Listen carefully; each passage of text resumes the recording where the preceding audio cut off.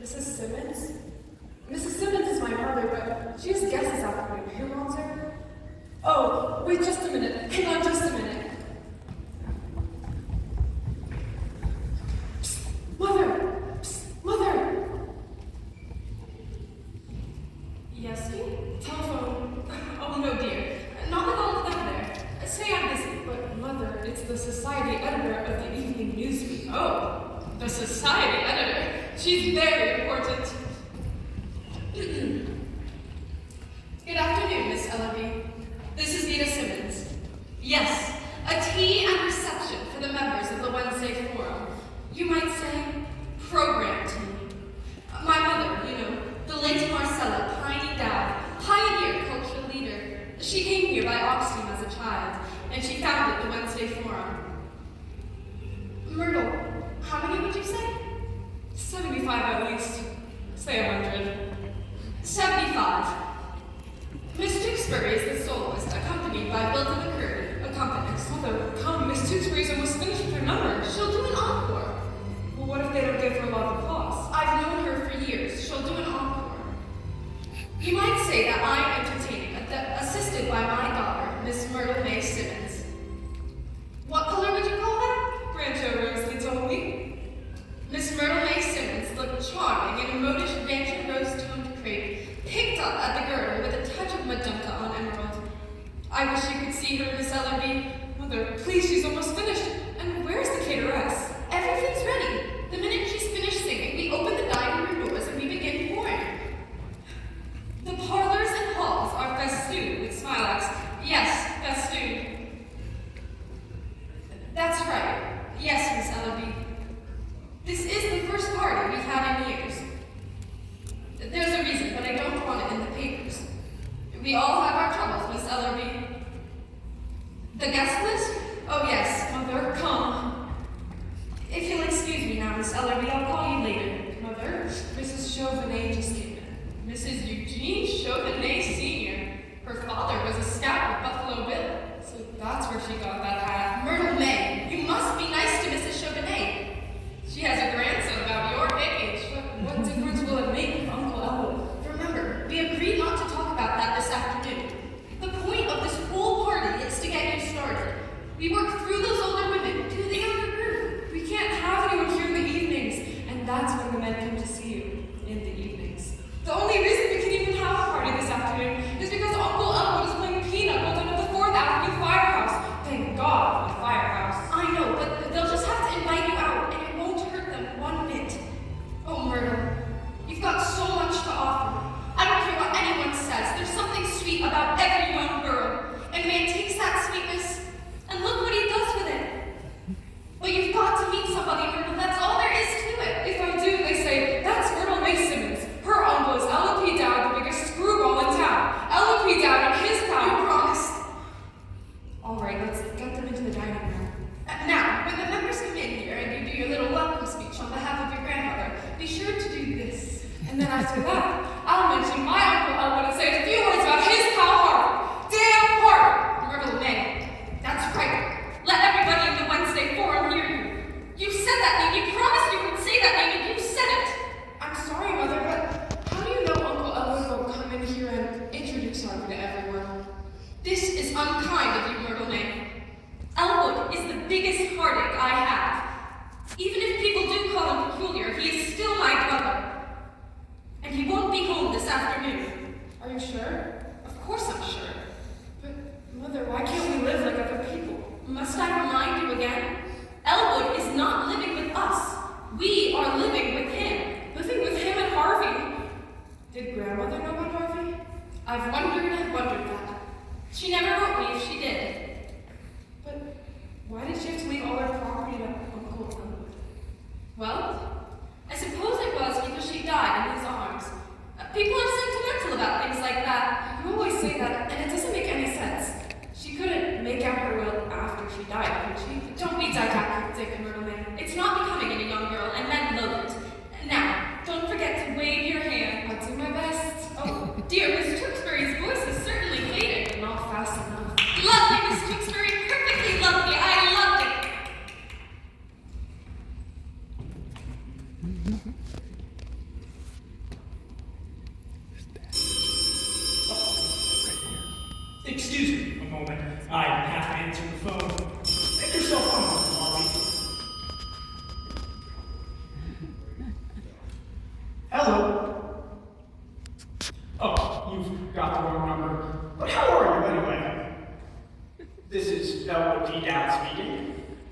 I'll do? Well, thank you. And what is your name, my dear? Miss Elsie Greenwald. Harvey, it's a Miss Elsie Greenwald. How are you today, Miss Greenwald? That's fine. Yes, my dear, I would be happy to join your club. I belong to several clubs now. The University Club, Country Club, the Peterborough Club down at the 4th Avenue Firehouse. I spend a good deal of my time there, or at Charlie's place, or over at Eddie's bar. And what is your club, Miss Greenwald?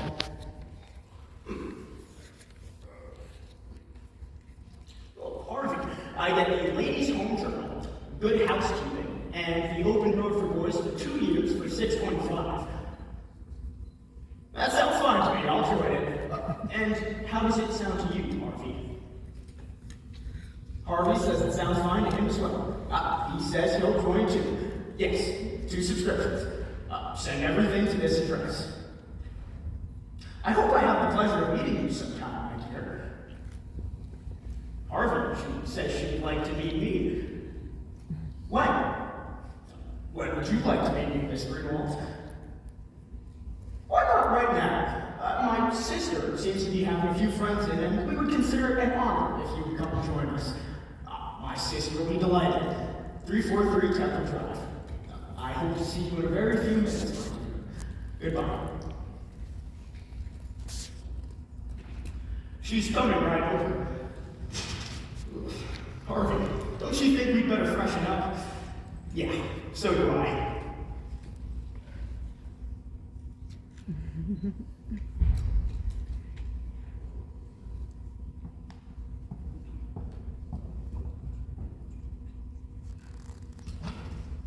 I can't seem to remember where I put that guest list. I must read it to Miss Ellerby. Have you seen it, Mr. Johnson? No, I haven't, Miss Simmons. Look on my dresser. Mother, Mrs. Chauvenet, she's asking for you. Here she is, Mrs. Chauvenet. Here's Mother. Vina Louise Simmons. I thought you were dead. Aunt Ethel. Oh, no, I'm very much alive. And this full-grown girl is your daughter? I've known you since you were a baby. I know. What's her name, dear? This is Myrtle, Aunt Ethel. Myrtle May, for the 2 sisters of her father. He's dead, that's what confused you. Where's Elwood?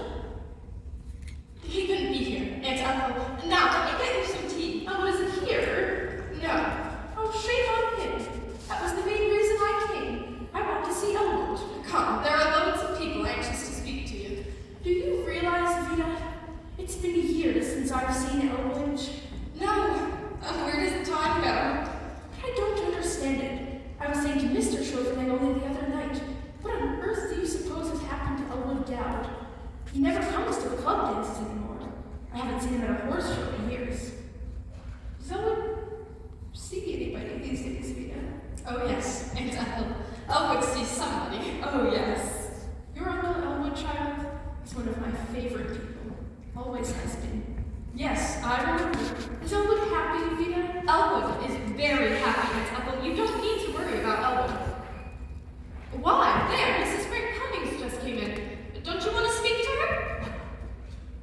My, but she looks ghastly. Hasn't she failed, though? If you think she looks badly, you should see him. Is that so? I must have him over. She looks frightful. I thought she was dead. Oh, no. Now, what about tea, Vina? Certainly. If you do forgive me, I will precede you. Elwood! Elwood Dowd, bless your heart! Aunt Ethel, what a pleasure to come in and find a beautiful woman waiting for me. Elwood, you haven't changed. Come along, Aunt Ethel. You mustn't miss the Paradise Punch if you don't like tea. But I do like tea. Stop pulling at me, you two. Elwood, what night next week can you come to dinner? Any night at all, Aunt Ethel. I will be delighted. Elwood, there's some mail for you today. I took it up to your room. Did you, Peter? That was nice of you. Aunt Ethel, I want you to meet Harvey. As you can see, he's a puka. Harvey, you've heard me speak of Mrs. Chauvenet. We always called her Aunt Ethel. She is one of my oldest and dearest friends.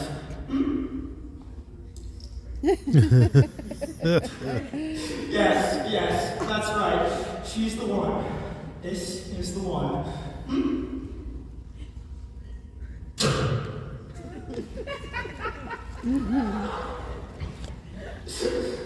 He says he would have known you anywhere. You both look lovely. Come on in with me, Harvey. We must say hello to all of our friends. I beg your pardon, Aunt Ethel. If you'll excuse me just one moment, right? You're standing in his way. Come along, Harvey.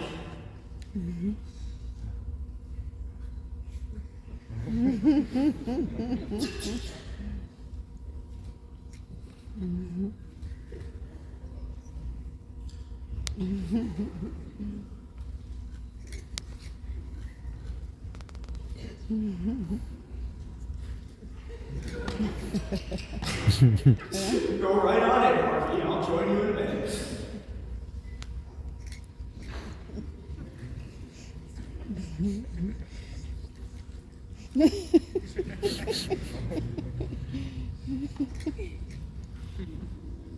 Aunt Ethel, I can see that you're disturbed about Harvey. Please, don't be. He stares like that at everyone. It's his way. But he liked you. I could tell. He liked you very much.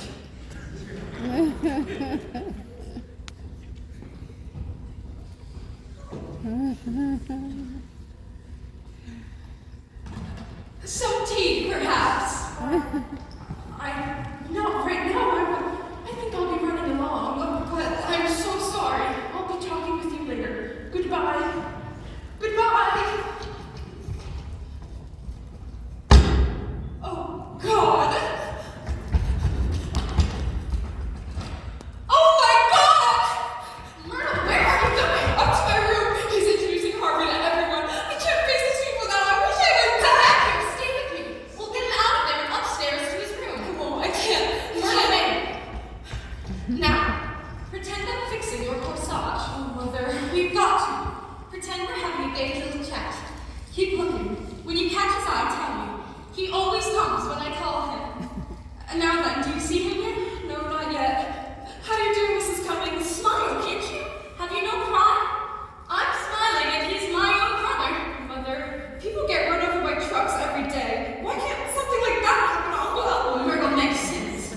I'm ashamed of you. This thing is not your uncle's fault. You're sticking with that pin. That's Miss Ellaby.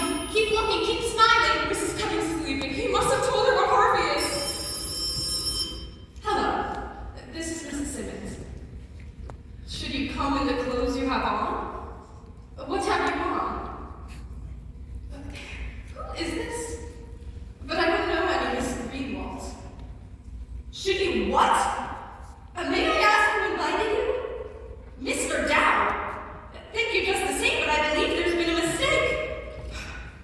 Well, I never would. One of your Uncle Elwood's friends.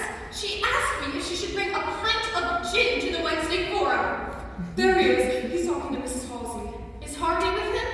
What a thing to ask. How can I tell? How can anybody tell but Uncle Elwood? Oh, Elwood, can I see you a moment, dear? I promise you, your Uncle Elwood has disgraced us for the last time in this house. I'm going to do something I've never done before. What did you mean before when you said it wasn't Uncle Elwood's fault? If it's not his fault, whose fault is it then? Never you mind. I know whose fault it is. Now, lift up your head and smile and go back in as though nothing happened. You're no match for Uncle Elwood. You'll see. Mother's waiting for you. Elwood, can I speak to you a moment, dear? Yes, sister. Excuse me, Harvey. Elwood, would you mind sitting down in here and waiting for me until the party's over? I want to talk to you. It's very important. Of course, sister. I happen to have a little free time now, and you're welcome to all of it, Vida. Would you like Harvey to wait too? Yes, I would. I certainly would.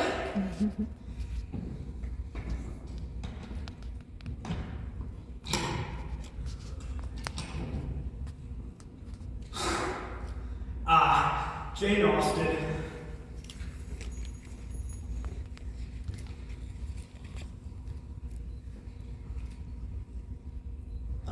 Sit down, Harvey. Vita wants to talk to us.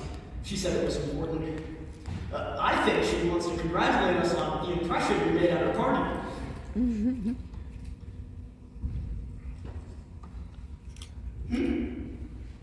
No. Jane Austen.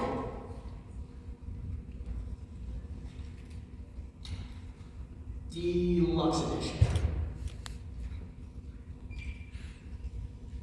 Limited.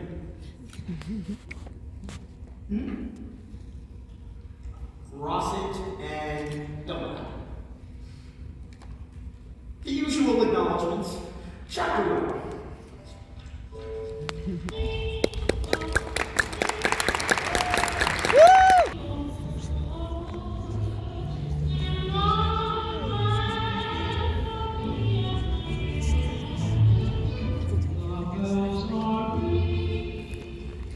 Mrs. O.R. Simmons, 343 Temple Drive. Is that right? We were born and raised there. It's old, but we love it. It's our home. And you wish to enter your brother here for treatment at the sanitarium. Your brother's name? It's... Mrs. Simmons, please, what is your brother's name? I'm sorry. Life is not easy for any of us. I'll have to hold my head high and go on just the same. That's what I keep telling Myrtle, and that's what Myrtle May keeps telling me. She's heartbroken about her Uncle Elwood. Elwood P. Dowd. That's it. Elwood P. Dowd. His age? 47. The 24th of last April. He's Taurus the bull. I'm Leo, and Myrtle is on the cusp. 47. Is he married? No. Elwood has never married. He stayed with mother. He was always a great homeboy. He loved his home. And do you have him with you now? He's in a taxi cab down in the driveway. I gave the driver $1 to watch him, but I didn't tell the man why. You can't tell these things to perfect strangers. Mr. Wilson, would you be good to step up to room 24? Oh, would you be good to step down the driveway, ask Mr. Dowd if he could come to 24, South Wing G? Asking? This is his sister, Mrs. Simmons. Why, certainly. I'll be glad to restore. Thank you. The rates here, Mrs. Simmons, you find them printed on this card. That will all be taken care of by my mother's estate. The late Marcella Piney Dowd. Judge Gatherin's our attorney. Okay, well, I'll see if Dr. Sanderson can see you now. Dr. Sanderson? I went to see Dr. Chumley himself. Oh, Mrs. Simmons, you're mistaken. Dr. Sanderson is the one who sees everyone. Dr. Chumley sees no one. He's still head of this institution, isn't he? He's still a psychiatrist, isn't he? Still a psychiatrist. Mrs. Simmons, Dr. Chumley is a psychiatrist with a nationwide reputation. Whenever people have mental breakdowns, they at once think of Dr. Chumley. Well, that's his office, isn't it? Well, you march right on in there and tell him I want to see him. If he knows who's in here, he'll come out here. Well, I wouldn't dare do that, Mrs. Simmons. I'd be discharged if I did. Well, I don't like to be pushed off onto any second fiddle. Dr. Sanderson is no second fiddle. He's young and he hasn't been out of med school very long, of course, but Dr. Chumley tried out 12, and he kept Dr. Sanderson. He really is lovely to the patients. Very well. Tell him I'm here. Right away, Mrs. Simmons. Oh, dear. Oh, dear. Vita, isn't this wonderful?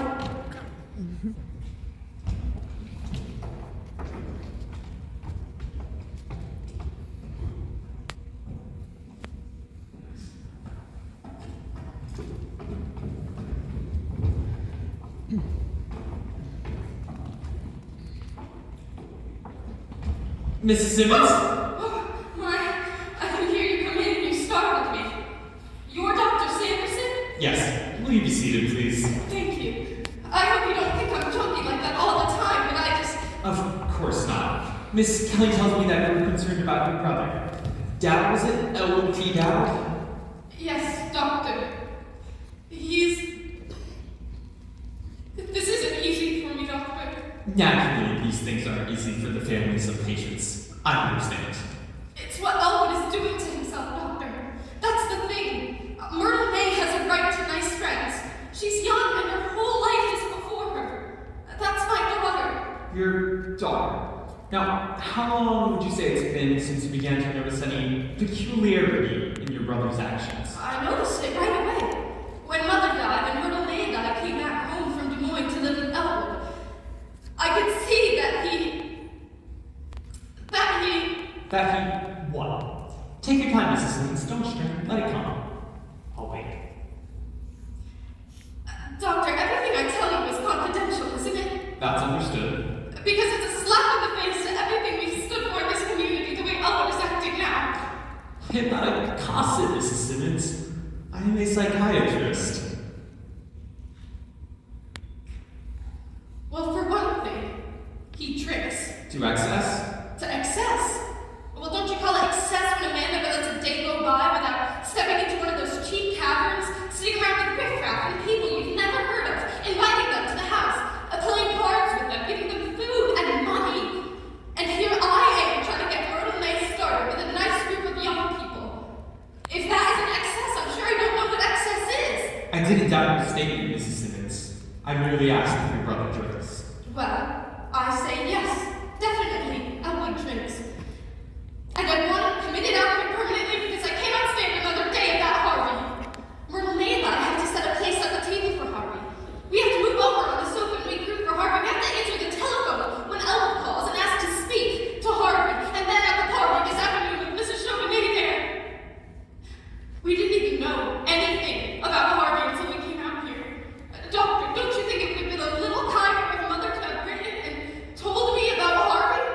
Be honest now, don't you? I really couldn't answer that question because Well, I can. Yes, it certainly would have. This Harvey you speak of, who is he? He's a rabbit. Perhaps, but just who is he? Doctor, I've been telling you. Harvey is a rabbit. A big white rabbit, 6 feet high. Or is it 6 feet and a half? Heaven knows, I ought to know. He's been around the house long enough. Now let me understand this, Mrs. Simmons. You say... Do I have to keep repeating myself, Doctor? My brother insists that his closest friend is this big white rabbit. This rabbit is named Harvey. Harvey lives at our house. Doctor, don't you understand? He and Elwood go every place together. Elwood buys railroad tickets, theater tickets for the both of them. As I told Myrtle May, if your uncle was so lonesome, he had to bring something home. Why couldn't he bring home something human? He has me, doesn't he? He has Myrtle May, doesn't he? Doctor, I'm going to tell you something I've never told anyone in the world before. Every once in a while, I see that big white rabbit myself. Now, isn't it terrible? I've never even told Myrtle May. Mrs. Simmons. And what's more, he's every bit as big as Elwood says he is. But don't ever tell anybody I told you so, Doctor. I'm ashamed of it. I can see that you've been under a great nervous strain recently. Well, I certainly have. Grief over your mother's death depressed you considerably? Nobody knows how much. Been losing sleep. How could anybody sleep with that going on? Short-tempered over trifles. You just try living with those two and see how your temper holds up. Loss of appetite. Nobody could eat at a table with my brother and a big white rabbit. Well, I'm finished with it. I'll sell the house, be appointed conservator of Elwood's estate, and Myrtle May and I can entertain our friends in peace. It's too much, Doctor. I just can't stand it. Of course, Miss Simmons. Of course it is. You're tired. Oh, yes, I am. You've been worrying a great deal. Nobody knows how much I can't help it. And now I'm going to help you. Oh, Doctor. Just sit there quietly, Mrs. Simmons. I'll be right back. I'll just go down to the cab and get Elwood's things.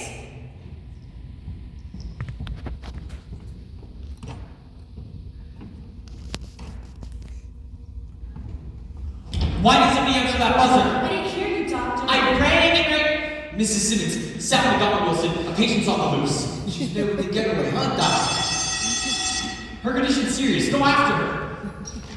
Oh, I can't believe this.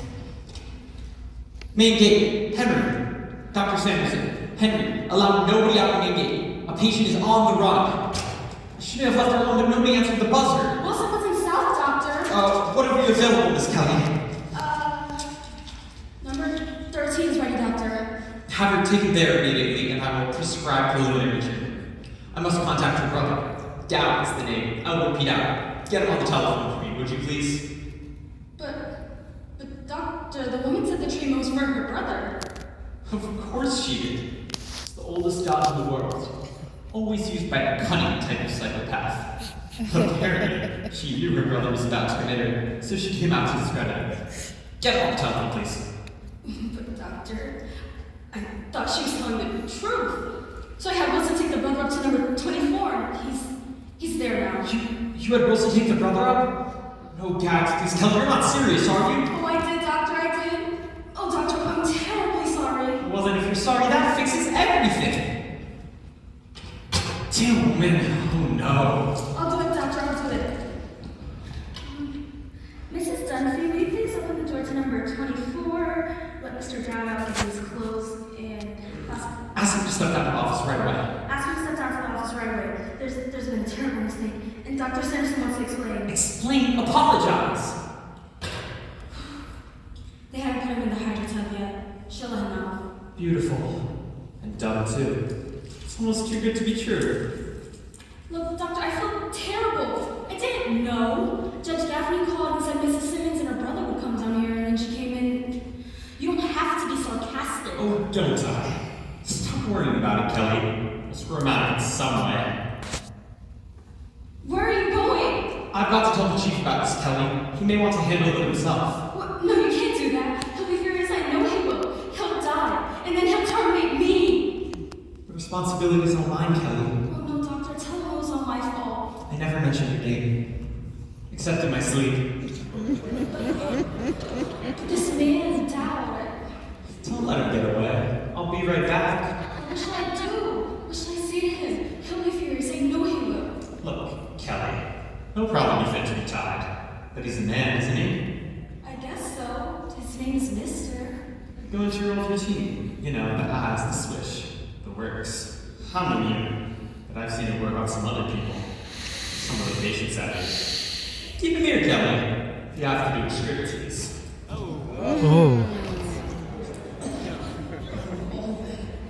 Oh, you're wonderful, Dr. Sanderson. You're the most wonderful person I've ever met in my life. Yeah? But how about giving me a lift here just the same? What? That Simmons thing. Did you catch her? Slick as a whistle. She's coming on the path soon. I jumped at her from behind the tree and I says, Sister, there's a man that wants to see you. You should have heard it, Cal. She's wanky, alright. Okay, well, take her number 13. She's there now. I brought her into the dining kitchen. She was kicking and screaming like hell. Tell you what though, I'll hold it down if you come and undress her. Not so fast, Wilson. Dr. Sanderson told me to stay here until her brother got back. We'll make it snappy.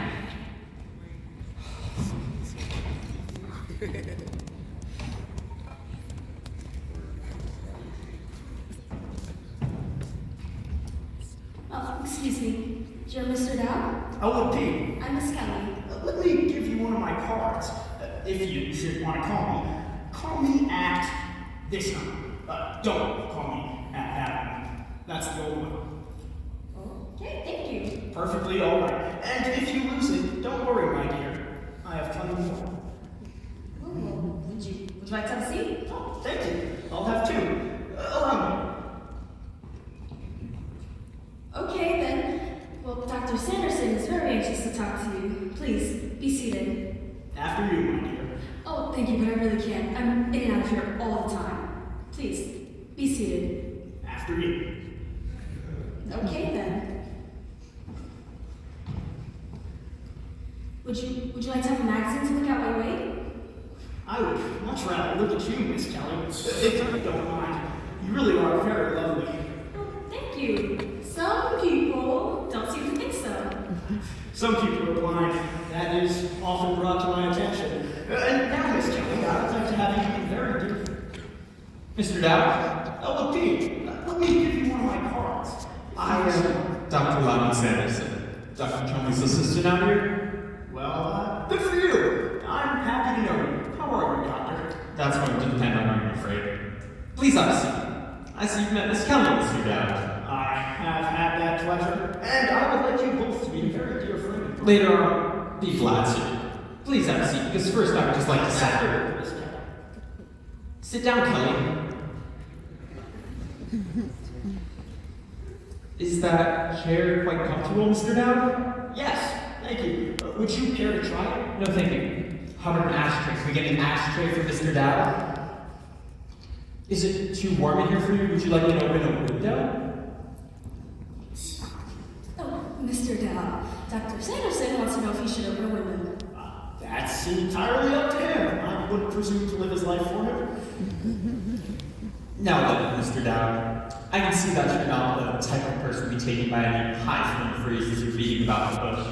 Is that so, Doctor? You have us at a disadvantage here. You know it, we know it. Let's lay the cards on the table. That certainly appeals to me, Doctor. That's the way to go in the long run. People are people, no matter where you go. That is very often the case. And being human are therefore liable to make mistakes. Miss Kelly and I made a mistake out here this afternoon, Mr. Dowd, and we'd like to explain it to you. It wasn't Dr. Sanderson's fault, Mr. Dow. It was all mine. A human failing, as I said. I find it very interesting, nevertheless. You and Miss Kelly here? This afternoon, you said. We do hope you understand, Mr. Dow. Oh, yes. Yes, these things are often the basis of a long and warm friendship. And the responsibility is, of course, not hers, but mine. Your attitude may be old-fashioned, Doctor, but I like it. Now, if I'd seen your sister first, this would have been an entirely different story. Now there, you surprise me, Doctor. I think the world and all of Vita, but I suppose she had seen her day. You must not attach any blame to her. She's a very sick woman. Came in here insisting you were in need of treatment. That's perfectly ridiculous. Vita shouldn't be upset about me. I get along fine. Exactly, but she had already talked to Miss Kelly and we received a call from your family lawyer, Judge Gaffney. Oh, yes, I know him. Know his wife, too. Nice people. Could I get you something, Mr. Dowd? What did you have in mind? A lecture, I'm going to give you a lecture. Your sister was extremely nervous and immediately plunged into a heated tirade on her drinking. That was Vita. She became hysterical. I tell Vita not to worry about that. I'll take care of that. Exactly. Oh, I suppose you have a drink now and then, the same as the rest of us? Yes, I do. As a matter of fact, I would like one right now. Matter of fact, so would I. But your sister's reaction to the matter of your drinking was entirely too intense. Does your sister drink, Mr. Dowd? Oh, no, I don't believe Vita has ever taken a drink, Doctor. Well, then I'm going to surprise you. I believe that she has and does constantly. I'm certainly surprised. But it's not her alcoholism that's going to be the basis for my diagnosis in this case. It was when she began speaking so emotionally about this big white rabbit. Harvey, I believe she called him Harvey. Harvey is his name. She claimed you were persecuting her with this Harvey. I haven't been persecuting her with Harvey. Vita shouldn't feel that way. And now, Doctor, before we go... Let me make my point first, Mr. Dowd. This condition of your sister's didn't come up overnight. It stems from trauma. From what? From trauma. Spelled Trauma. It means shock. Nothing unusual about it. There's the birth trauma, of course, the shock to the act of being born. That's the one we never get over. You have a nice sense of humor, Dad, doesn't he, Miss Kelly? Yes, Doctor. May I say the same about both of you? To sum it all up, I can help your sister, but she must remain out here temporarily. I've always wanted Vita to have everything she needs. Exactly. But I wouldn't want Vita to stay out here unless she liked it out here, wanted to stay here. Did Wilson get what he was going after, Miss Kelly? Yes, Doctor. What was Mrs. Simmons' attitude? Not unusual, Doctor. Now then, Mr. Dowd, if this had been an ordinary delusion, something reflected on the memory picture, in other words, if this had been something she had seen once, that would be one story. This is far more serious. It stands to reason that nobody has ever seen a white rabbit 6 feet high. Not very often, Doctor. I like you, Dowd. I like you too, Doctor. And Miss Kelly here. I like her too. So, she must remain after your separate building. Under these circumstances, I would commit my own grandmother. Does your grandmother drink too? It's just an expression, Dowd. Now, if you could sign these temporary commitment papers as next of kin, just a formality. You better have Vita do that, Doctor. She always does all the signing and managing for the family. She's good at You it. can't disturb her now. Perhaps I'd better talk it over with Judge Gaffney. You can explain it all to her later. Tell my things. And it isn't as if you couldn't drop in here anytime you wanted to make inquiries. We're glad to have you. I'll make it a full visit this past week. When would you like to come back? Wednesday, say, Friday, say? You and Miss Kelly have been so pleasant, I can come back right after dinner. About an hour. Well, we're pretty busy around here, but I guess that's all right. I don't really have to go now. I'm not very hungry. Glad to have you stay, but Miss Kelly and I have to get upstairs now. Plenty of work to do. But I'll tell you what we might like to do. What might I like to do? We don't usually do this, but just to make sure in mind that our sister's in good hands, why don't you have a look around? If you go up those stairs and down the hall, you'll find the diet kitchen, and then if you take a left, you'll find the occupational therapy room, the library, and the conservatory. Perhaps for Vita's sake, I'd better do that, Doctor. Very well then. It's been a great pleasure to have you, Mr. Dad. I've enjoyed it too, Doctor. Meeting you and Miss Kelly. And I will say that for a layman, you show an unusually acute perception into psychiatric problems. Is that a fact? I never thought I knew anything about it. Nobody does. Do you think? Well, the good psychiatrist is not found under every bush. You have to pick the right bush. Since we all seem to have enjoyed this so much, let's keep right on. I would like to invite you to come with me now down to Charlie's place and have a drink. When I enjoy people, I like to stay right with them. Sorry, we're on duty right now, but give us a ring check. Some other time we'd be glad to. When? Well, Mrs. Kelly and I don't get off until 10 o'clock, so... Let's go to Charlie's at 10 o'clock tonight. Well, And you, Miss Kelly? talking probably doesn't approve of members of the staff fraternizing. But since you've been so understanding, perhaps you can manage it. I'll pick you up out here in a cab at 10 o'clock tonight, and the four of us will spend a happy evening. I want you both to become friends with a very dear friend of mine. You said later on, so later on we'll be. Goodbye now.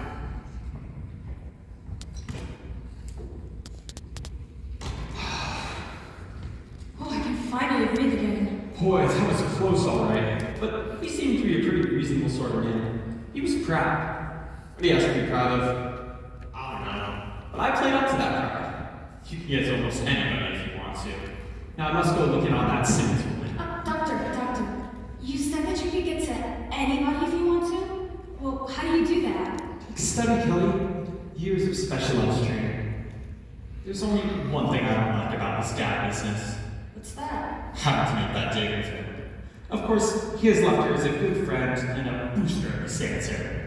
So I guess I'll have to go with him, but you don't have to. Oh. No point in it. I'll go with him, pat him on the back, have a drink, and leave. I've got a date tonight anyways. Oh! Yes, by all means. I didn't intend to go anyways. The idea bored me stiff. I'm gonna go if it's the last thing I can do on this earth. I'm gonna go if it's the only thing I can do on this earth. What's the matter with you, Kelly? What are you getting so emotional about? He may have been a funny man with peculiar clothes, but he knew how to act. His manners were impeccable. I saw you giving him the doubtful stare. I didn't miss that. He wouldn't sit down till I sat down. He said I was lovely and he called me dear. I'd go have a drink with him if you weren't going. Sure you would. And look at him. All he does is hanging out in bars. He doesn't work. All that going, bowing and getting up out of his chair every time a woman makes a move. Why, he's as outdone as a cast iron deer. But you'd sit with him in a bar and let him flatter you. You're a wonderful girl, Kelly. Don't now. Listen here. Dr. Sanderson, Miss Kelly. Yes, Yes, doctor? doctor? Tell the gardeners to prove more carefully around the cause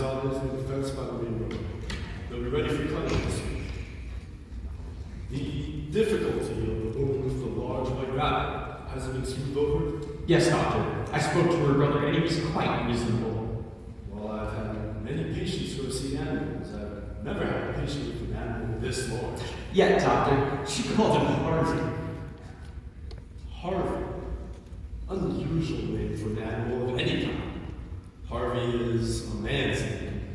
I've met many men in my day named Harvey, but I've never met an animal of any kind whatsoever with that name. This case has an interesting phase, doctor. Yes, doctor. I will not go upstairs if you were looking on this room. It may be that we can use my formula 977. I will give you my advice and prescribe the treatment. Thank you, doctor. And now, may I ask, what is that hat doing on the table? Whose is it? I don't know. Do you know, Kelly? Was it Dow's? No, Doctor. Dowd had his hat on. It probably belongs to a relative of one of the patients. Hand me that. There may be some kind of identification. What's this? 2 holes cut in the crown of his hat, see?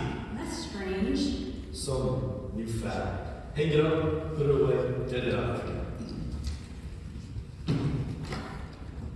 Dr. Chumley, Oh, there you go.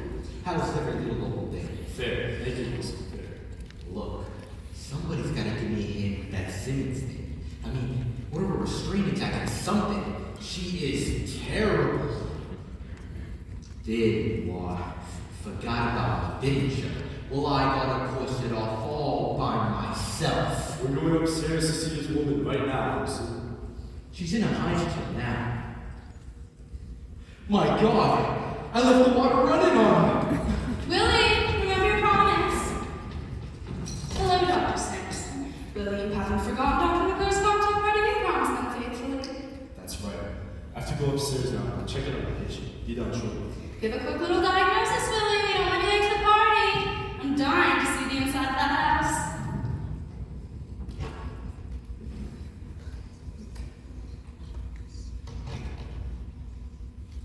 Good evening. Good evening. I'm Mrs. Chumley, Dr. Chumley's wife. I'm happy to know that. Dowd is my name, LP. Let me give you one of my cards. If you should want to call me at this one. Don't call me at that one because that's the old one. Thank you. Is there something I can do for you? What did you have in mind? Oh, you seem to be looking for someone. Yes, I am. I'm looking for Harvey. I went off without him. Harvey, is he a patient here? Oh, no, nothing like that. Does he work here? Oh, no, he is what you might call my best friend. He's also a cougar. He came out here with me and Vita this afternoon. Where was he when you last saw him? In that chair there with his hat and coat on the table. There doesn't appear to be any hand coat around here now. Perhaps he left. Apparently, I don't see him anywhere. What was that word you just said? Hookah? Yes, that's it. Is that something new? Oh, no. As I understand it, that's something very old. Oh, really? I never happened to hear it before. I'm not too surprised at that. I hadn't myself until I met him. I do hope you get the opportunity to meet him. I'm sure he would be quite taken with you. Oh, really? Well, that's very nice of you to say so, I'm sure. Not at all. If Harvey happens to take a liking to someone, he expresses himself quite definitely. If not, he just lies there like an empty chair or an empty space on the floor. Harvey takes his time making his mind up about people. Choosing, you see. That's not such a bad way to be in this day and age. Harvey is very fond of my sister, Vita. That's because he's fond of me. Vita and I come from the same family. Now, you'd think that feeling would be mutual, wouldn't you? But Vita doesn't seem to care for Harvey. Don't you think that's rather too bad, Mrs. Chumley? Oh, I don't know, Mr. Dowd. I gave up a long time ago expecting my family to love my friends. It's useless. But we must keep on trying. There's no harm in trying, I suppose. Because if Harvey has said to me once, he has said to me 1,000,000 times, Mr. Dowd, I would do anything for you. Mrs. Chumley, Yes? did you know that Mrs. Magdalene's Aunt Rose is going to drop in on her unexpectedly tonight from Cleveland? Oh, no, I didn't. Neither does she. That puts you both in the same boat, doesn't it? Well, I don't know anybody named Mrs. Mrs. Magdalene lives next door to us. She is a wonderful woman. Harvey told me about her Aunt Rose. That's an interesting little news item, and you are perfectly free to pass it around. Well, Would you care to come into town with me now, my dear? I would be glad to buy you a drink. Thank you, but I'm waiting for Dr. Chumley, and if he came down and found me gone, he'd library, he would be irritated. We wouldn't want that, would we? Some other time, maybe. I'll tell you what I'll do, however. What will you do, however? I'm interested.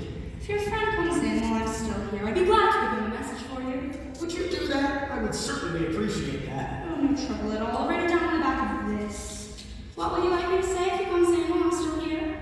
Tell him to meet me downtown, if he has no other plans. Meet Mr. Dowd downtown. Any particular place downtown? He knows where. Harvey knows this town like a book. Harvey. You know where Harvey what? Just Harvey. I'll tell you what. What? Doctor and I are going right downtown to 12th and Longview. Dr. McClure's having a cocktail party. Cocktail party, 12th and Longview. We're driving there in just a few minutes. We'd be glad to give your friend a lift into town. I hate to impose on you, but I would certainly appreciate that. No trouble at all. Dr. McClure's having this party for his sister from Wichita. I didn't know Dr. McClure had a sister in Wichita. You know Dr. McClure?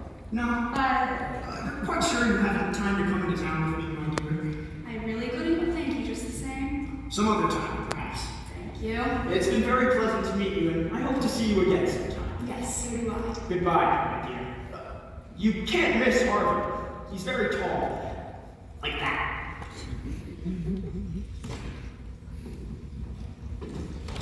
That Simmons woman is an uncooperative doctor. She refuses to admit that she has this large white rabbit. Insists that it's her brother. Give her 2 of these at 9 and another one at 10 if she continues to be so restless.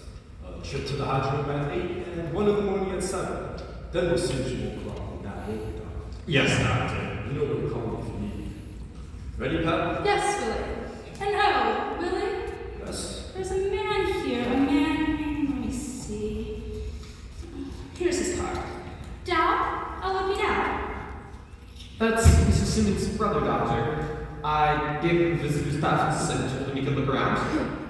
She mustn't see anyone tonight. Not anyone at all. Tell me that. Yes, doctor. He didn't ask to see her. He was looking for someone, some friend of his. Who could that be, Dr. Sanderson? I don't know, doctor. He said it was someone he came out here with this afternoon. Was there anyone with doubt when you saw him, Miss Kelly? No, doctor, not when I saw him. Well, he said there was. He said his friend was sitting in that chair there with his hat on the coat. He seemed quite disappointed. Dr. Sanderson. I told him if we look at his friend, I could give him a lift into town. Is that all right, Willie? Of course, of course. Oh, here it is. I wrote it down on the back of this card. His friend's name was Harvey. Harvey? He didn't give me his last name. He said something else about him, Luca, but I didn't quite get what that was. He Harvey! said his friend was very tall. Why are you looking at me like that? This is a very nice, very polite man. He merely asked that we give his friend a lift into town. And if we can't do a favor for someone, why are we living? Where did he go, Mrs. Kelly? Did he tell me where he was going? Get me that hat. Now, George will find out about this. I don't know where he went just a second ago. Main gate. Henry. Dr. Sanderson. Henry, did a man in a pink suit walk out through the gate a minute ago? Gaffney. Judge Gaffney. He did? He's gone! Judge Gaffney, this is Dr. William Chung, a psychiatrist. I'm making a routine checkup on the spelling of the name before entering it into our records. Judge, you telephoned out this afternoon about having a client of yours who did. How's that name spelled? With a W, not a U. Mr. Elwood P. Down. Thank you, Judge. Dr. Sanderson! I believe your name is Sanderson? Yes, doctor. You know that much now. You went to medical school and you specialized in the field of psychiatry. You graduated and you went forth. Perhaps they neglected to tell you that a rabbit has large pointed ears and that a hat for a rabbit would need to be perforated to include for those ears. That seems reasonable enough, doctor. The function of a psychiatrist is to tell the difference between those who are reasonable and those who really talk and act reasonable. Kelly, get Wilson. Do you realize what you're about to do? You have permitted a psychiatrist to walk off these grounds for overfilled with rabbits. You have subjected me, a psychiatrist, to the humiliation of having to call all things a lawyer to come down here and figure out who came out here to commit and who came out here to be committed. Dr. Kelly, Wilson, Alon, I will not have to do something that I have done in 15 years. I will have to go out after this patient. I will repeat that and bring it back. And when I do bring you back, your connection with this institution will be ended as of that moment. Wilson, get the car. Pat, call the close and tell them we can't make it. Kelly, come upstairs with me. We'll get that one out behind the car. Yes, doctor. I lost just all the car will be home for dinner, so I'm curious. Wilson, Yes, ma'am? what is a puka? A what? A puka. You can search me, Mrs. Stone. That's the encyclopedia over here. There's everything here. I don't know if it's a lodge or what it is.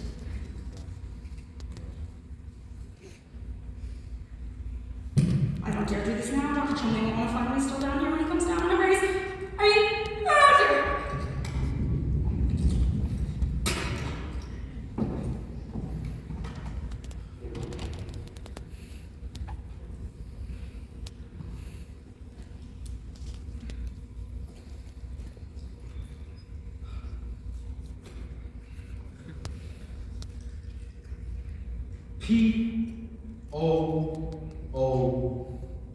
P-O-O-K-A. Puka, from old Celtic mythology. A fairy spirit in animal form, always very large. The puka appears here and there, now and then, to this one and that one at his own caprice. A wise but mischievous creature. The puka is very fond of rum pots, crack pots, and how are you, Mr. Wilson?